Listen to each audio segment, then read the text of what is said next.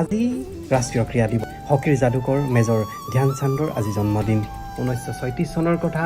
অলিম্পিকত ভাৰতবৰ্ষই ফাইনেল খেল জাৰ্মানীৰ লগত খেলি আছিল। উপস্থিত আছিল সেই সময়ৰ জাৰ্মানীৰ শাসক হিটলাৰ, যাৰ নাম শুনিলে সমগ্ৰ বিশ্ব কঁপি উঠিছিল। যাদুকৰী খেল প্ৰদৰ্শন কৰি সেইদিনা ধ্যান চান্দে অকলেই 15টা গ'ল দিবলৈ সক্ষম হৈছিল আৰু ভাৰতবৰ্ষই 16-1 গ'লত সোণৰ পদক জয় কৰিবলৈ সক্ষম হৈছিল।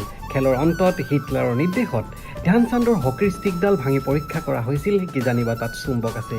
কিন্তু কেৱল কাঠেই বিচাৰি পালে আৰু সেই খেলৰ দিনা ৰাতিলৈ ধ্যান চান্দক হিটলাৰে মাতি পঠালে। প্ৰশ্ন কৰিলে, তুমি খেলাৰ বাহিৰে কি কৰা? ধ্যান চান্দে উত্তৰ দিলে, মই এজন আৰ্মীৰ সুবেদাৰ। তুমি ইমান ভাল খেলিছা, মই তোমাক এয়াৰফিল্ড মাৰ্শ্বেল হিচাপে নিযুক্তি দিম, তুমি আমাৰ দেশৰ বাবে খেলা। তেতিয়া ধ্যান চান্দে হাঁহি মাৰি ক'লে, এইটো দেশৰ দায়িত্ব নহয় যে মোক আগুৱাই নিব, এইটো মোৰহে দায়িত্ব যে মই মোৰ দেশখনক আগুৱাই নিম। মই এজন স্বাভিমানী ভাৰতীয়, মই ভাৰতৰ বাবেইহে খেলিম।